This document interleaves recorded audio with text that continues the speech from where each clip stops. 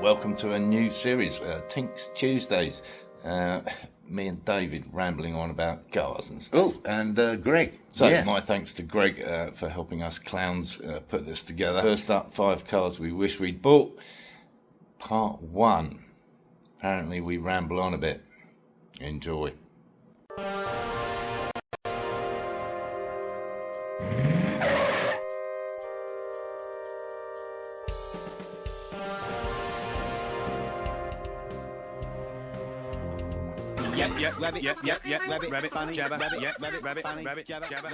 Welcome back to Tink's Garage, and today we're experimenting with a live episode. God help us. And to add to the confusion, I've got my buddy Captain Slowsworth, and we're going to be talking about cars that we wish we'd bought. We've narrowed it down to 5. There's probably 25 each, but we've tried to narrow it down. So without further ado, I'm going to hand you over to David to talk about his first selection. Yeah, welcome to the channel, everybody. So my first car is one that, oh, there it goes. I got confused. 2 different pictures. I really should stop drinking this stuff during the show. No. So this was my first kind of, I don't know if dream car is the right term, but I'm kind of into the rallying stuff, so that's kind of my upbringing. And the first rally I went to was in 1985, I think it was. And that was at Sutton Park in Birmingham, the RAC rally. And it was the first event for these cars. So this was a Metro 6R4. And in that rally, that was driven by Tony Pond and Malcolm Wilson. So they were... Tony Pond, he used to race the TR7 as well, right? Yeah, the TR7 V8. Yeah, before this. Obviously. Yeah, and then I think the previous year to that year, he actually ran a Rover Vitesse, and he run it into a tree in Sutton Park on the first stage. Wow. Yeah. The 6R4 was a crazy car, right? But based on the most mundane possible road car, which we haven't got a picture of, thankfully. Yeah, because we'd be violently ill. Yeah. So that car. Not that this is pretty either, but it kind of is in a brutish way, right? Yeah, it's very brutish.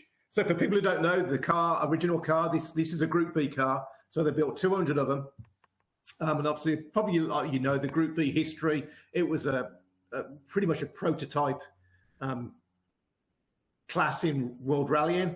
You had to build 200 of them, and they were incredibly quick cars. So lots of development. Kind of like F1 for rallying, and so successful and so quick was it that it was banned after 2 years because cars were going off the road and killing people. Drivers were getting killed as they went off the road as well. So although it was very fast, it wasn't that safe. So they banned the whole series, and they banned it just basically after there was a big crash in Corsica with Henry Toivonen who went off the road. And after that event, they decided to ban it. So at the end of 1986, they banned the sport, and all those cars were banned. So what happened was, I'm going to say the word glut, all of the cars that they built and had not sold, because you had to build 200 of those cars, then became available to the public, which they already were, but they were expensive. Let's say that car was originally, I don't know, 75 grand, right? Back in that day. Yeah. When they banned the series, you couldn't drive the car anywhere. There was no competition used for those vehicles initially. Turned out that they could use them in rallycross later on. I was going to say, yeah, I've seen them at rallycross at Brands Hatch, actually. Amazing, yeah. Yeah. And I went to those rallycrosses. That's where I went to sleep. That was like Will Gollop in his silky and black and red one. To give everyone an idea of how stupidly quick they were, am I right? I've got somewhere in my memory that it was 0 to 60 and back to 0 in 5 seconds. So the brakes were phenomenal as well, right? Yeah, not on tarmac. That was on dirt. Right. Yeah. And I saw a few of those, and they were just unbelievable. The whole experience. That'll be another video when we talk about experiences of Group B rallying, which was completely insane in England, which was safe. If you've gone to Italy or Spain, God knows. Yeah. So anyway, for this particular car, right? What happened with these cars? Because there was nothing available, they went dirt cheap. You could buy a 6R4 back in the day, and I was probably 18, and I think it was £18,000. Wow. And Well, it was like, my buddy Will that ran his kind of classic car shop, and he does a lot of Mini Coopers these days, as well as all kinds of stuff he's done in the past. But one of his clients had a 6R4, and he happened to be out on a press day, driving a journalist around, when I bumped into him in my little Renault GT Turbo, Renault 5 GT Turbo, which was super quick because I put some kind of turbo boost kit on it, which destroyed the turbo in 6 months. that's why it blew up, right? Yeah. But it left me for dead, you know. I mean, it was so quick, unbelievable, and round, you know, it was round a roundabout off the motorway. Just astonishing grip, and yeah, just phenomenal car. Yeah. And that thing, so that was so cheap in that particular phase, which made it that's what made it such a great deal in those days. And today, I think 3 years ago, I did try and buy one in Australia for 200 grand. So this just shows you how much they want to be priced. Yeah, yeah. A lot of money. They're kind of unobtainium. All right, well, let's talk about something completely different, because you've been rambling on for long enough on that one. Oh no, I interjected, didn't I? Anyway, yeah, I'm gonna start with something. I know you're not a big fan necessarily, David, of muscle cars, but I am. I would say I'm a fan, but I don't understand how you turn and stop. With the handbrake, right? Yeah, I can only imagine if I was a kid, I had an Escort, right? It had 76 horsepower. How I didn't kill myself in that surprises the hell out of most people. To think with 450 and drum brakes all round in a car. I know, right? It just blows my mind how Americans survive. It must have been just they're crazy. Scary. My graduation day, my uncle brought his 69 Mustang over, and he let me drive it. I had never driven anything that old, so the drum brakes, I almost went into the house through the stop sign. Terrible idea. As soon as you said that, I was dying laughing because I was like, that is 100% true. If anybody ever drove those, I don't know why anybody wouldn't resto mod one now, but I'll pop back out here. I love that point. For every American kid who ever drove one of those, what were you thinking? Well, there you have it from the man himself. Totally. So I mean, for me, the late 60s muscle cars, whether it was the Mustang or the Camaro or the Firebird, I mean, they're all just really cool looking cars. Well, they're the casting Bullet, aren't they? So that car chasing Bullet. Yeah, not that particular one. That's the GT350. That's the Shelby, which actually I'm not such a fan of. But I like the standard kind of fastback out of Bullet. Yeah, and there's probably because of the film. Yeah, that one, that boy there in that color, best looking car. Anyway, I never got serious about buying a Mustang. I guess because it would mean I would have fallen out with all my Corvette friends. But I did have the chance to another kind of weird car that I've always wanted, and that's the Camino, the El Camino, same kind of motor, obviously a Chevy. And I actually had the opportunity. There was one in Williams here in Arizona, so not far away. And I don't think it was an SS, but I want to describe it as a survivor. I think that's a polite way of putting it, right? It was pretty scruffy. Interior was pretty rough. It's basically been used ever since its creation. And the guy only wanted I want to say like $3.5 grand, because I was talking about part exchanging my Ducati with. He wanted something more practical to get to work in. It's like, I've got a Ducati.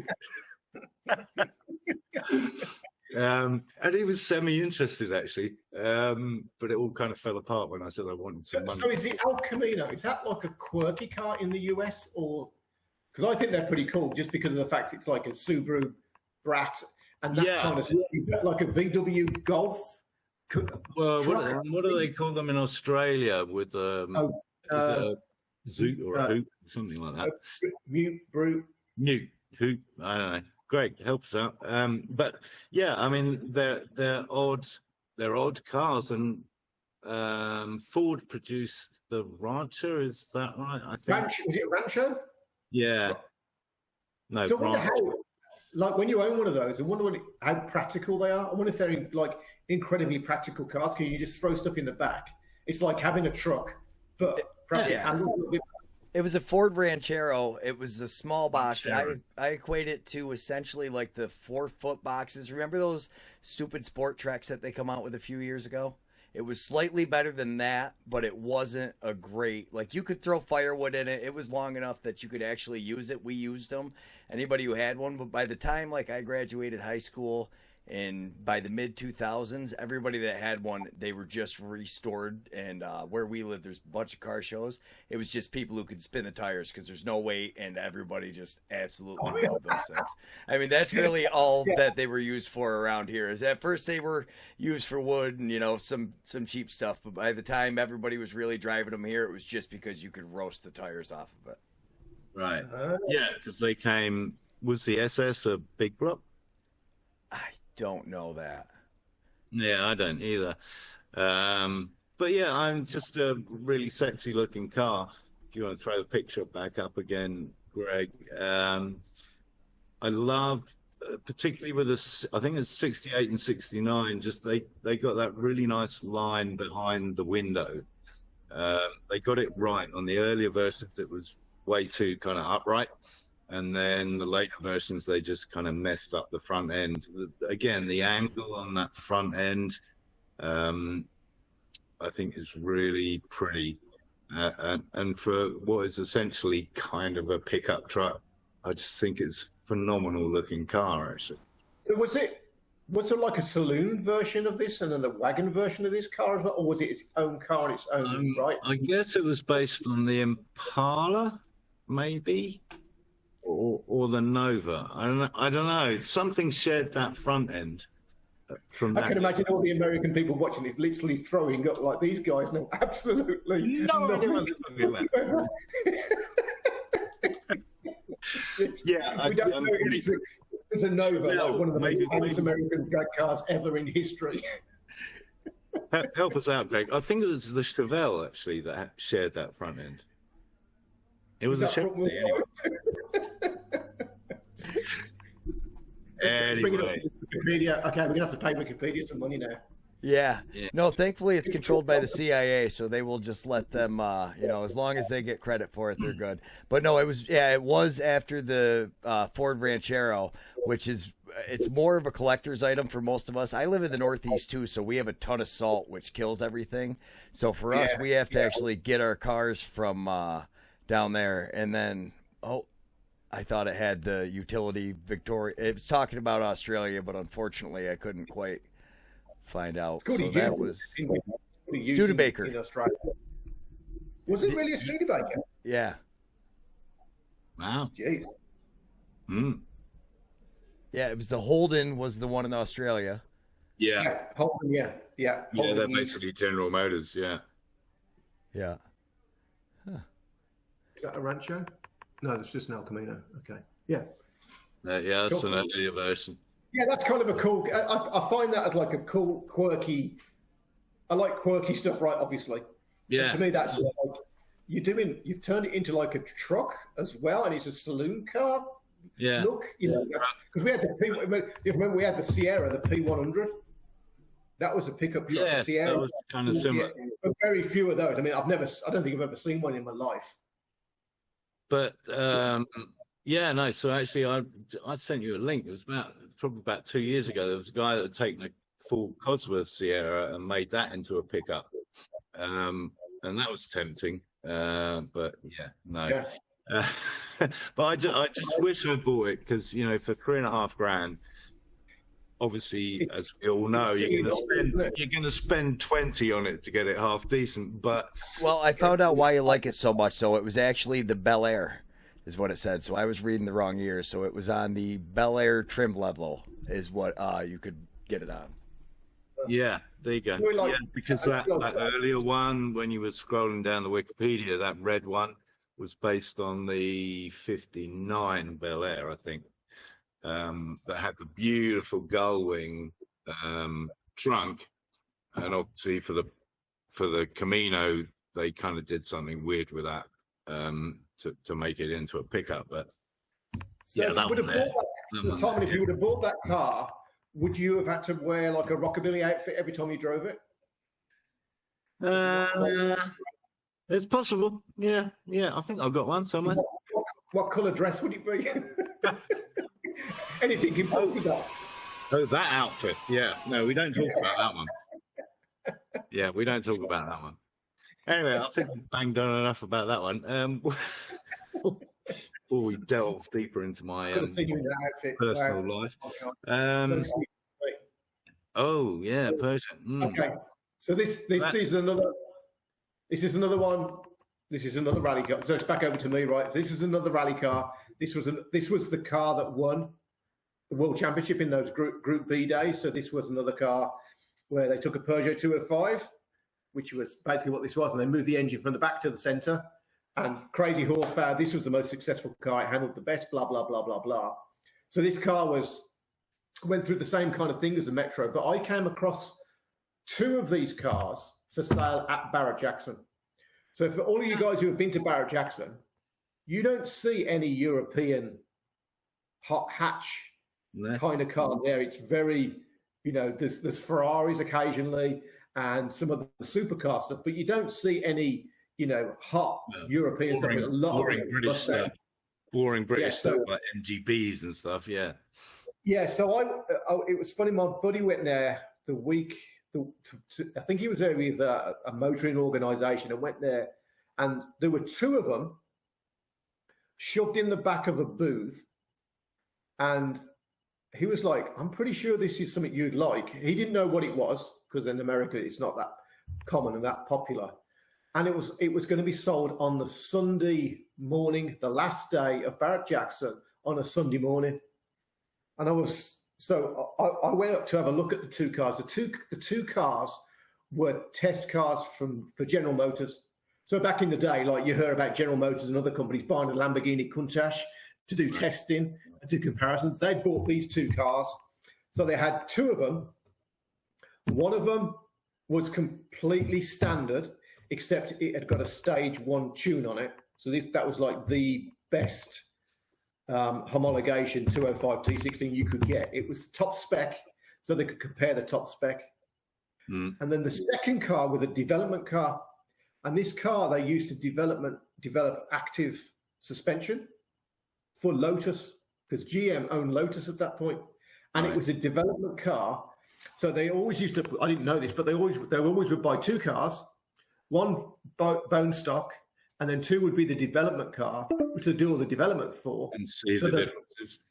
Yeah, so they could compare the difference. Right. And that car had so much telemetry in it from the 1980s. It was like full of boxes, and it was crazy. It didn't start or anything. So that one was a bit of a nightmare. So I signed up for the auction, and I went there on the Sunday morning, and it's like there's going to be nobody here, right? And nobody knows these cars. So I have got a real chance here of getting an absolute bargain, especially on a Sunday morning. I think it was going over the block at like 11 o'clock at night.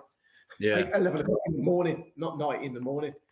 So I got there, and me and Michael, we went down to see the cars. We'd been there 4 times to check the cars out, and I'd done all the research on the VIN numbers and stuff.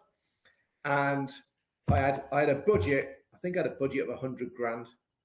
And they were like, this GM one, with all the telemetry, we're like, that's a bit of a nightmare car, because what you do with it, if you pull all the telemetry and stuff out, it was all integrated into the car. So it was like, this one's how you're going to get it to work. We didn't know if we get it to start or anything. So I said, like, if we can get that for 40 grand, I'll buy it.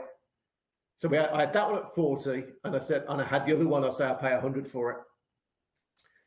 And then I went up to went onto the stage, right? So I'm on TV for Barrett-Jackson. What comes up before the car was I don't remember, there was something like, what would it be? A Cadillac, and these guys had put a swimming pool in the Cadillac. That was the car going up ahead of it. So there was water splashing around the place. It was blue. A Cadillac El Camino with a swimming pool, yeah. So that was up ahead of it. So, you know, we'd looked about the cars ahead, cars behind, because if there's like a Ferrari and a Bugatti ahead, and then there's a bloody, you know, a F40 behind, you know it's going along with other high-priced cars. This was going with really low-priced cars. So I went up there with Jim, and Jim was going to do the bidding for me. To the first one, which was the GM car, I think that sold for 80. And then, so we didn't win that one. And then the second one, the bidding went up so quickly, it sold in the end for 137. And now that's a $350,000 car. Right. And there's only about 3 people bidding on it. We bidded on it first. We got about 4 bids in. We started off at 20 because you know what Jim's like. It went so quick. I'm glad I was not doing the bidding because it went so quick I couldn't follow what was going on. And it went for 137. And I should have bought it because even at 137 grand, it's here, right? It's in the USA. You haven't got to worry about shipping it, inspecting it, all that stuff. It would have been like, oh yeah. But what I found out about those cars were very difficult to keep them running because they were homologation cars. They only built 200. So if you destroy the gearbox, it's not like you've got 10,000 cars to choose from to get a gearbox. There's 200 plus whatever was spare. So it gets very, very difficult to keep those cars running and on the road. So that's why they kind of scare me a little bit. Can't throw a standard gearbox in from a 205 GTI, no. No. I actually had, my girlfriend had a 205 GTI. I think it's just a 1.6, but yeah, a lot of fun. Much like the GT Turbo, you know, the Renault 5 GT Turbo. Anyway, next up, talking of Ferraris, as you were. Oh, the world's ugliest Ferrari, except for the Mondial. Well done. Yes. Yes. So you can look vaguely attractive standing next to it? That very unpopular Ferrari, which has recently become less unpopular, I have to point out. I think people used to convert them into Ferreros, didn't they? Oh, that was it. Yeah. No, shut up. So this is recently becoming more recognised as actually a proper Ferrari. Because again, you know, in that picture it looks like a Lotus. It looks like a Lotus Esprit, doesn't it? In that picture. Well, it does, yeah, and that's why it's Prix. It was the only Bertone Ferrari. Our dear friend Mr. Gandini, who obviously designed the Stratos behind me. And you can see a lot of similarities, obviously, because same kind of era. But, you know, actually, it's kind of a road mark model for Ferrari because it was their first V8 mid-engine car. Despite how compact it is, it was a 2+2. What was it? Marginally. Two humans plus 2 hedgehogs in the back. Yeah. Oh, we've got a man touching. Yeah, I wouldn't want to try and get in the back of one. Yeah, I mean, was it actually called a Ferrari? It was a Dino to start with. Yeah, and again, people at the time assumed because Ferrari didn't want to give it the Ferrari badge, but actually, you know, it was a tribute to his son who died, and kind of the contrary almost. So yeah, and again, like you say, like the Mondials are dirt cheap still. When I first started looking at seriously about thinking about buying a GT4, you could pick one up for what, 20 grand. Was this in England or was this in America? In England, 15k. Yeah. Yeah. Now 50 plus for a nice one. Well, isn't that one of the Ferraris that the Top Gear guys chose when they did their supercar challenge? Yes. They took the GT4 of Aurora and something else. They had the Urraco, the Lamborghini Urraco. That's right, yeah. And weren't they all 10 to 15 grand? Yeah, Hamster had the GT4. forget what Clarkson had. Yeah, you're right. But, you know, I think it's a really pretty car. I mean, I know people love or hate wedges. Obviously, I love them. TR7, Esprit, X19, you know, half my cars have been wedges. So, yeah, you know, I just kind of regret not having bought one. How close were you to actually buying it? Well, actually, funny enough, James Levy, you know, race team James, he sent me a link to one in the UK which needed a lot of work, and that was fairly recently, but that was still 15k. But again, that was about the time Michael was building that GT4 for that customer. Highly customized one based on a race car. And so I knew what kind of cost was involved, right? Because Michael was telling me, "Oh, we built this exhaust system for it. That was 10 grand." Right? So it's like, oh, yeah, don't think I want to get into this. So yeah, that's another car that I wish I bought when the price was right. And it doesn't discount me not necessarily buying one in the future, but I don't know. I've got the Stratus now. Yeah, you got your wedgie going on already. Yeah, I've got my wedgie. Yeah, you can only have one car. That's just sensible. It's an American thing. We like wedge shapes, but because we didn't use my Google Meet, we're almost out of time. That was the only reason I say we wrap up that section. If you guys want to do a goodbye real quick on this, and then you can edit it back through. But this has been an absolute blast for me. I will send you guys a Google Meet. I'm sure we'll keep talking here, but I just want to let you guys know essentially why we had to wrap it up so fast. Okay. Well, thank you, Greg. Thank you for batting in. And if we aren't run out of time already, goodbye, everyone. Thanks for watching. And we'll pick this up again and finish off the top 10 between us. And I'd like to apologise. Oh, I didn't get there.